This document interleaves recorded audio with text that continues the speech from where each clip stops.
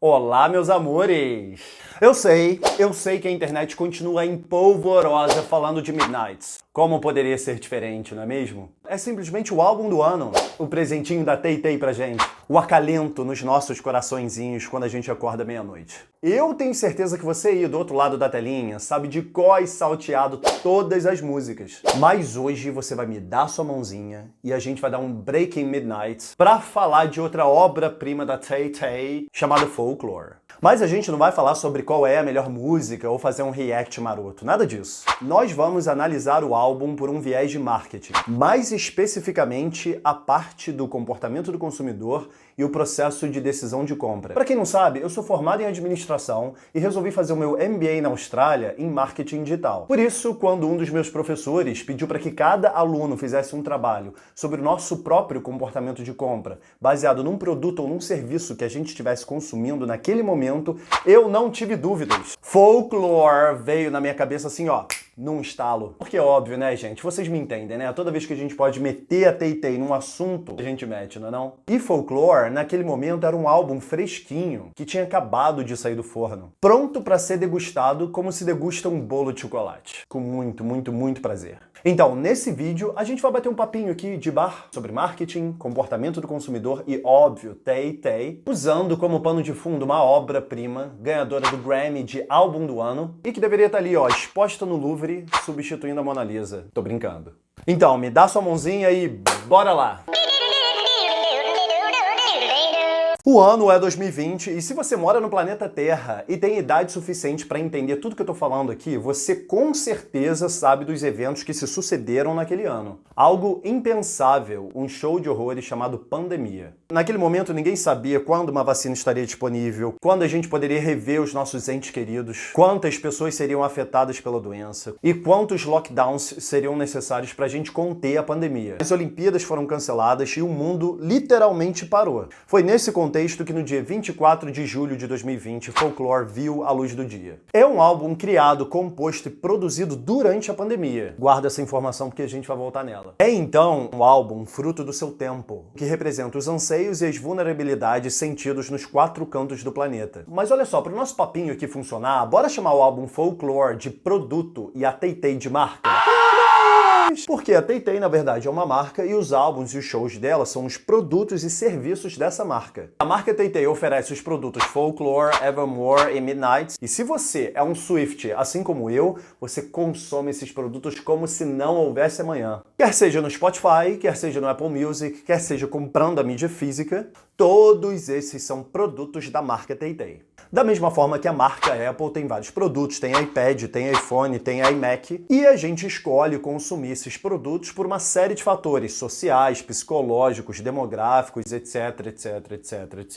Mas assim, já que a gente está falando da Tay-Tay como uma marca, acho que vale a pena falar muito brevemente sobre a diferença entre branding e marketing. Branding, na verdade, é a narrativa da marca, é a imagem dela, é a essência dela, é o porquê da marca existir. Por que uma marca existe? O que ela oferece de tão especial que a distingue dos seus concorrentes? O que está no imaginário popular ou na sua psique que remete às características da marca? Bora dar exemplo? Bora! Apple e Samsung. Quando você pensa em Apple, você deve pensar em design, em segurança, porque eles têm um sistema operacional só deles. Você deve pensar em status também. Samsung, de repente você pensa em tecnologia, em inovação, não sei. Outro exemplo, Volvo e BMW. Volvo, você deve pensar em segurança, afinal foi a primeira montadora a implantar o cinto de segurança. E BMW, de repente, você pensa em potência. E isso tudo é branding. E marketing não é o porquê, é o como. É do tipo, baseado nos valores e na identidade da marca, como você vai oferecer um produto que traduza esses valores. Qual vai ser a estratégia que você vai usar para precificar esse produto, onde você vai botar, como você vai levar esse produto para o consumidor final. E, obviamente, como você vai promover o produto.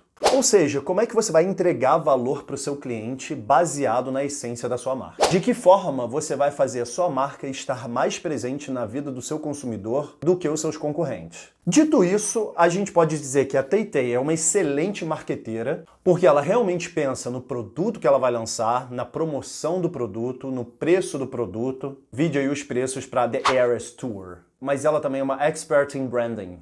Porque a marca Tay-Tay, ela é uma marca sólida, que traz autenticidade. Afinal, ela escreve todas as músicas dela, que traz confiança. Ela é verdadeira e ela é muito, muito, muito relatable. E ela é... Tay-Tay.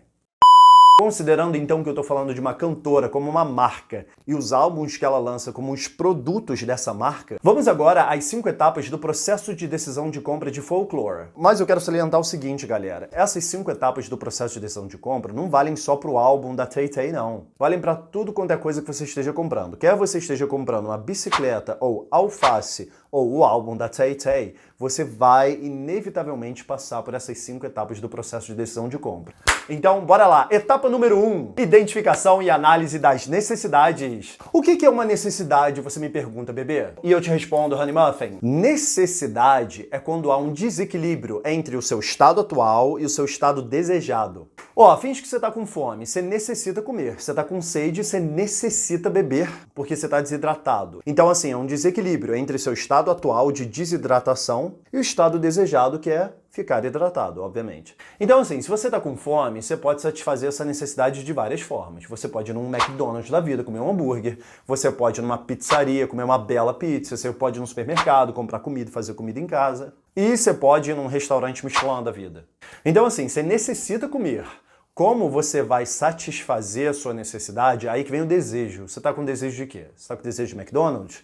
Você tá com desejo de Burger King? Você tá com desejo da coxinha? Da padoca da esquina? Então, baseado nisso, um cara muito bonitinho chamado Maslow resolveu fazer uma pirâmide que se chama a hierarquia das necessidades. E olha, podem falar o que quiserem, as pessoas podem achar que essa pirâmide é batido, que marketing já não é mais isso, não sei o quê, mas olha, galera, às vezes é muito melhor você fazer o feijão com arroz e entender o básico do que ficar inventando um monte de malabarismo e não aprender porra nenhuma e não ver nenhum resultado, quer seja você uma empresa, quer seja você um consumidor estudando marketing. Então, joga aí na tela que você vai entender. Na base da pirâmide estão as necessidades que são mais urgentes, mais importantes. Todo mundo precisa comer, todo mundo precisa se proteger do frio, todo mundo precisa beber água, todo mundo precisa de oxigênio. Então, aplicando essa pirâmide de Maslow, no nosso caso concreto de Folklore, vamos voltar àquela informação que eu falei no início do vídeo pra vocês, que a Tay-Tay escreveu, produziu e lançou o álbum na pandemia, sendo, portanto, um álbum fruto do seu tempo.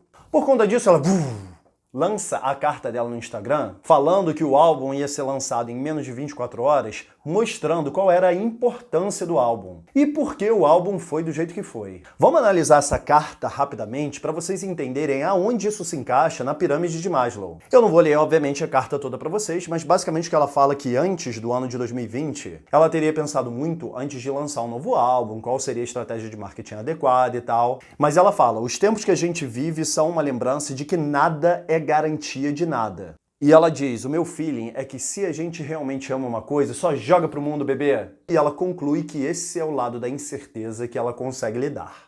E essa palavra é muito importante, porque esse álbum é carregado de incerteza. Vamos analisar a capa desse produto para vocês entenderem. Antes de Folklore, a Tay-Tay lançava todos os álbuns da carreira dela com ela em evidência na capa. Quer seja em 1989, quer seja em Red, quer seja em Reputation, toda está lá a cara dela em evidência. Agora olha para Folklore. Ela é um tiquinho de nada, ela é um cocôzinho no meio de uma floresta, é incerteza, é insegurança, é vulnerabilidade, é uma capa preto e branco, tiroteio, gritaria. Meu Deus, o que está acontecendo? Já de cara, você já entende pela capa que o álbum não é sobre a Tay-Tay, é algo muito maior do que ela. E era exatamente esse o sentimento que a gente estava tendo na época, algo muito maior do que a gente. A gente estava vivendo pela primeira vez uma pandemia. Era uma sensação de incerteza, de vulnerabilidade, de tristeza que ninguém estava sabendo muito bem lidar. Era algo muito maior do que a gente, assim como a capa de Folklore é algo muito maior do que a Tay-Tay. E o fato da capa ser em preto e branco também comunica essa ideia, porque a psicologia das cores mostra que preto e branco e tons de cinza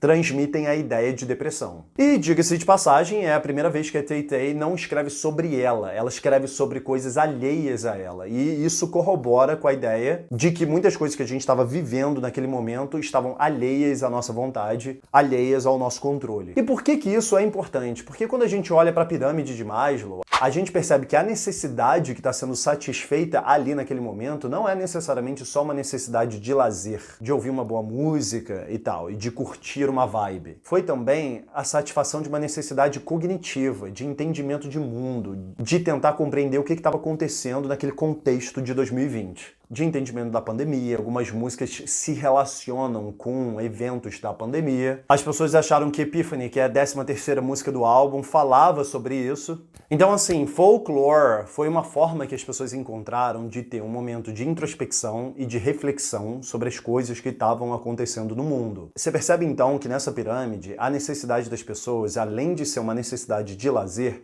era uma necessidade de entendimento de mundo. E como é que as pessoas, então, supriram essa necessidade? Ouvindo uma delicinha chamada Folklore. De repente, alguns produtos que você compra, eles vão satisfazer mais de uma necessidade ao mesmo tempo. Quer um exemplo? Casamento. Quando você vai para um casamento e existe essa convenção social de que você tem que se vestir bem, usar um terno e gravata, usar um mega vestidão, as pessoas esperam que você respeite o dress code, não é mesmo? E isso subentende-se que você não pode ir de sunga para um casamento. Quer dizer, poder você pode, mas aí vai estar implícito a ideia de que você não comunga dos mesmos ideais exaltados por aquele grupo social que está ali no casamento, todo mundo vestidinho, bonitinho, de terno e gravata ou de um mega vestidão. Subentende-se que quando você vai para um casamento que pede terno e gravata, você use terno e gravata. Concorda até aí? E aí você me pergunta, Marco, o que isso tem a ver com a pirâmide de Maslow? Porque como você pode ver aí, que o fato de você estar usando terno e gravata talvez esteja relacionado à sua necessidade de amor e pertencimento, ou talvez esteja relacionado à sua necessidade estética, ou com a sua realização pessoal. O fato é que quando você vai para um casamento e está usando um terno e gravata, você está querendo dizer para o mundo, ou para aquele grupo ali do casamento, que você comunga dos mesmos ideais deles. E o mesmo vale para todas as coisas que você compra, tá? Não é só casamento e o CD Folklore, não. Quando você compra um iPhone, não necessariamente você está suprindo aqui só uma necessidade de comunicação, de amor, de pertencimento, que agora você pode falar com as pessoas. Não. Talvez você esteja aqui suprindo uma outra necessidade, que seja a necessidade de estima. As pessoas vão te olhar diferente. Mas essa sua necessidade de status, ela pode ser suprida não através de um iPhone. Ela pode ser suprida se você comprar uma bolsa maneira na Gucci ou na Louis Vuitton. Você pode comprar um carro maneiro, você entende? Não é errado você sentir a necessidade de status. O que é importante é que a gente entenda o que está por trás do nosso processo de compra e qual que efetivamente é a razão por trás de você querer comprar um iPhone. Porque as marcas sabem disso. E você, como consumidor, você sabe disso? Vamos agora passar para a segunda etapa, que é identificar as fontes internas e externas de informação.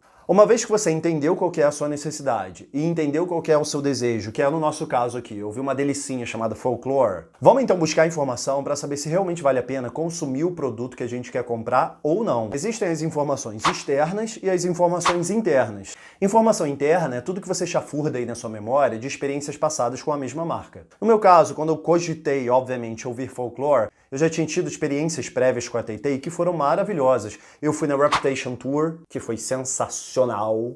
Eu ouvi todos os álbuns da Tay-Tay. Então, assim, isso foram memórias maravilhosas que corroboraram com a ideia de que se eu fosse ouvir Folklore, eu teria uma experiência agradável. E as informações externas é do tipo, você vê vídeo na internet falando sobre o álbum, você lê uma matéria que está fazendo uma crítica sobre Folklore, você vê os reacts que tem aqui no YouTube. A propósito, veja o meu react de Midnight. Então, assim, informação interna, informação externa, e aí você chega à sua conclusão de que realmente vale a pena ou não ouvir aquele álbum que você quer consumir. Independentemente se você está consumindo o álbum pelo Spotify, pelo Apple Music ou se você está comprando o álbum físico. O mesmo vale, por exemplo, quando você quer comprar um novo celular e aí você está em dúvida se você compra um Samsung ou um iPhone, e aí vocês vão na internet, pesquisam sobre iPhone, pesquisam sobre Samsung, vê o que é melhor nisso, vê o que é melhor naquilo. Vocês estão exatamente buscando informações, consumindo informações para que vocês possam chegar a uma conclusão sobre, de fato, qual produto vocês querem comprar. Vamos supor que vocês decidem comprar um iPhone porque vocês entram na internet, vem review, vem artigo, vem comparação de um celular e de outro, e aí vocês decidem comprar um iPhone porque vocês concluíram que o iPhone seria o melhor celular. Vocês passaram exatamente por essa etapa de consumir informações para que vocês pudessem desenvolver o espírito crítico e entender qual é o produto que efetivamente vocês querem comprar. Passando então agora para a terceira etapa, que é a etapa de avaliação das alternativas. Como vocês podem ver aí, existem 3 caixas com tipos de alternativas diferentes. A primeira alternativa é aquilo que você quer comprar. Então, no nosso caso, a gente queria ouvir Folklore, consumir o produto Folklore, então ela entra aí nessa caixa. Mas assim, vários outros álbuns também foram lançados em 2020. A Dua Lipa veio com Future Nostalgia, a Gaga veio com Chromatica. E todos esses álbuns realmente eram muito bons. E eles poderiam, de fato, satisfazer a nossa necessidade de lazer, mas eles talvez deixariam aí a desejar na nossa satisfação da necessidade cognitiva, a nossa necessidade de entendimento de mundo, você concorda? Porque eles eram álbuns muito mais que convidavam a gente para uma pista de dança, coisa que a gente não podia fazer durante a pandemia, enquanto que Folklore era um álbum que te oferecia um entendimento mais profundo do que estava acontecendo no mundo. Por isso, o sucesso dele. E também existem as alternativas que a gente refutaria a todo custo. Por exemplo, no meu caso, para satisfazer a necessidade de lazer, eu não veria um jogo de futebol, eu não jogaria um videogame, porque são coisas que não me agradam, não são maneiras que eu entendo como possíveis para satisfazer a minha necessidade de lazer. Você percebe aqui que as alternativas não necessariamente vão ser basicamente o mesmo produto? No meu caso, as alternativas que eu estava refutando não tinham nada a ver com álbum, não tinham nada a ver com música. Era um videogame, era um jogo de futebol, mas a gente tem que entender que as alternativas que a gente busca para satisfazer a nossa necessidade não necessariamente são a mesma coisa. Essa necessidade de entendimento de mundo poderia muito bem ser suprida lendo um livro e não ouvindo Folklore. Voltando lá aquele exemplo sobre se você compra um iPhone ou você compra um Samsung, vamos supor que você decidiu comprar um iPhone, né? Mas aí, se você chega na loja e o iPhone está muito caro, quais são as outras alternativas no mercado que vão satisfazer a mesma necessidade que a sua alternativa principal satisfaria? E aí a gente vai para a segunda caixinha, que são as alternativas que você considera caso a primeira alternativa não se faça mais presente. Então, no seu caso, por exemplo, você compraria o quê? Um Samsung, um LG, um Nokia da vida? E a última caixinha, como eu falei, são as alternativas que você não compra de jeito nenhum. Você refuta, você fala, não quero essa alternativa, não quero. Então, assim, para satisfazer a sua necessidade de comunicação, você podia comprar um iPad, você podia comprar um computador, você podia comprar um pombo correio. Você pode satisfazer a sua necessidade de várias formas, mas você refuta todas essas porque você quer algo mais portátil, você quer algo mais prático, você quer um celular. Vocês entenderam a terceira etapa? Então vamos para a quarta? Vamos! I heard it all before. Galera, a quarta etapa é muito importante, que são os métodos de compra. Porque assim, método de compra, cara, é all about facilitar a vida do consumidor, entendeu, filhinho? Você que é marca, você tem que facilitar a vida do seu cliente, Honey Muffin. Você vai na feira, se o feirante não aceita Pix ou não aceita cartão, ele vai ficar para trás com certeza. Método de compra é primordial, porque isso pode ser o fator decisivo para o seu cliente, você que é marca, comprar o seu produto e não da concorrente. Se você tem uma quitanda, cara, pensa em todas as formas que o seu cliente vai para sua quitanda para comprar o seu produto. Não limita as possibilidades do seu cliente não, filhinho. E se você, sendo consumidor, tem certeza que você já desistiu de comprar alguma coisa porque não tinha possibilidade de pagar com cartão e você não tinha dinheiro na hora, e aí você teve que ir em outro lugar que aceitasse cartão. No meu caso, para ouvir Folklore, o meu método de compra foi o cartão de crédito, através da assinatura do Spotify, mas poderia ter sido comprar o álbum na loja com dinheiro também, ou com PayPal, enfim. Falando de Midnight, o método de compra está sendo super criticado, porque vocês sabem daquela polêmica, né, que todo mundo tentou comprar o ingresso, não conseguiu, a Tay-Tay ficou puta, e isso deixou os fãs extremamente insatisfeitos. Então, assim, tenta facilitar a vida do consumidor para ele comprar o seu produto. E a Tay-Tay sabe disso. Ela sabe disso porque depois ela mandou uma mensagem para os fãs através do Instagram dela, falando o quão insatisfeita ela estava com a Ticketmaster, que não facilitou a vida dos fãs, né? Basicamente isso. Então, entendemos método de compra? Beleza, vamos para a quinta e última etapa, que é o pós-compra, na verdade, é o comportamento do consumidor pós-compra, que é o que a gente chama de dissonância cognitiva. E aí você me pergunta, Marquinho, o que é dissonância cognitiva? E eu te respondo, Honey Muffin, é um conflito entre ideias e ações ou crenças e modos de agir. Por exemplo, finge que você acha que é muito importante que exista uma lei que proteja os idosos e que dê um espaço exclusivo para eles no transporte público. Mas você senta no espaço destinado aos idosos no transporte público e quando o idoso surge, o que você faz? Você finge que está dormindo. Isso é uma dissonância cognitiva entre as suas crenças e o seu comportamento. Quer um outro exemplo mais voltado para o marketing? É quando você é fumante e você entende que fumar causa doença, mas isso não te impede de fumar. Então, assim, você evita coisas que te remetam à ideia de doença. Não à toa que quando você compra um maço de cigarro e tem aquela imagem pavorosa, você escolhe a imagem menos pavorosa. Faz sentido? Em relação à dissonância cognitiva, o que o consumidor pode fazer e e o que as marcas podem fazer para evitar essa dissonância cognitiva. O consumidor, ele sempre tenta justificar a decisão dele. No meu caso, por exemplo, quando eu fui para a Austrália e eu precisava comprar um outro celular, as opções eram o Samsung S9, que é o aparelho que eu estou usando para gravar este vídeo, e o iPhone 10. E eu optei por comprar o Samsung S9. E aí você me pergunta, por que você comprou, Marco, um Samsung S9 se você tem um iPad, se você tem um iMac? E eu te respondo, não sei. Mentira, eu sei sim. Eu comprei por causa da câmera, porque a câmera do Samsung S9 de fato é melhor do que a câmera do iPhone 10. Joguei aqui uma bombinha. Então eu tentava a todo custo justificar o fato de eu ter comprado um iPhone S9 através da câmera, falando que a câmera era melhor, muito embora eu tivesse todos os outros devices da Apple.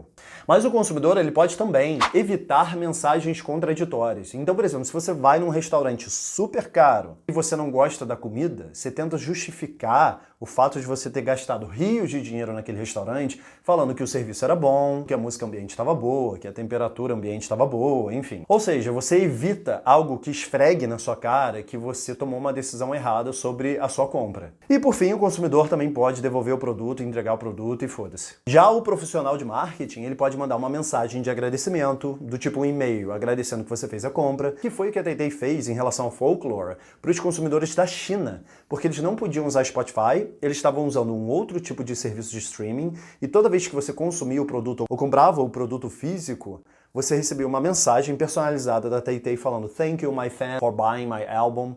E isso fortalece a relação consumidor e marca, no nosso caso, fã e cantor, e faz com que a gente tenha certeza de ter feito uma boa compra. O profissional de marketing, ele também pode focar muito na promoção do produto, dizendo que o produto é bom, investindo muito na identidade do produto, exaltando as características da pessoa que consome esse produto. Ele pode falar que o produto é muito bom, superior aos concorrentes, e isso fortalece o entendimento de que de fato você fez uma boa compra. E ele também pode oferecer garantia. Mas assim, a TateTay evitou a dissonância cognitiva não só mandando uma mensagem para os fãs chineses. O álbum tenta, com maestria, a todo custo, mostrar que efetivamente você fez uma boa compra e mostrar que ele cumpre com as expectativas que foram criadas e te entrega um produto que faz jus às promessas que foram feitas. Quando você ouve o álbum, você tem certeza de que ele cumpre o que ele prometeu. Ele fala sobre vulnerabilidade, ele tem uma vibe meio nostálgica, ele se utiliza de instrumentos poucos, não é tipo uma parada overwhelming assim, sabe? São instrumentos crus que dão mais essa ideia assim de simplicidade, que é exatamente o que o álbum quer mostrar. O nome das músicas também remete a isso. Hoax, por exemplo, ou Peace, que era o que todo mundo estava querendo naquele momento. E acho que é o que todo mundo quer também, né, em 2022. E a capa do álbum, como a gente já falou, remete de fato a essa sensação de vulnerabilidade, de distanciamento e de que a gente estava vivendo uma coisa muito maior do que a gente naquele momento. E essa é a forma que a TateTay prometeu o álbum naquela carta lá que ela escreveu no Instagram dela. E foi uma promessa muito bem cumprida. E ao cumprir o que ela prometeu, ela reduz por conta disso a dissonância cognitiva. Da mesma forma que se você vai, por exemplo, numa padaria e pede um café e vem junto com o café um biscoitinho, uma aguinha com gás, você se surpreende positivamente e você confirma a ideia de que você efetuou uma boa compra ao pedir aquele café. Gostaram do vídeo, galera? Eu sei que foi um vídeo denso, eu sei que é um vídeo basicamente acadêmico, que eu tô falando pra vocês aí conceitos de marketing, conceitos de comportamento do consumidor, conceitos de processos de decisão de compra, mas eu queria dividir isso com você porque é óbvio, né, galera? Quando o professor falou que eu tinha que escolher um produto ou serviço, como eu poderia ter escolhido algo diferente se não a TateTay para falar sobre marketing, não é isso? E eu queria dividir isso com vocês. Eu espero que esse vídeo tenha sido de alguma forma engrandecedor para vocês, eu espero que vocês tenham aprendido alguma coisinha, e eu espero que vocês tenham relembrado o prazer que foi e é ouvir Folklore. Muito embora eu sei que a gente já esteja na vibe Midnight, que tá todo mundo falando de Midnight e The Eras Tour, que tá todo mundo querendo comprar o ingresso para The Eras Tour, eu queria dividir aí com vocês uma análise um pouquinho aprofundada sobre o processo de decisão de compra de Folklore. Então é isso, galera! Um beijinho gostoso, um abraço apertado. Eu pretendo ainda fazer um vídeo ainda esse ano, mas eu já quero desejar aqui um feliz ano novo para todo mundo, com muita saúde, muita paz. Eu espero que 2023 seja maravilhoso para todo mundo, que você consiga realizar todos os seus sonhos, todos os seus objetivos, quer sejam profissionais, financeiros, pessoais, e vamos que vamos, mas a gente ainda vai se ver nesse ano ainda, tá bom? Um beijinho e até o próximo vídeo.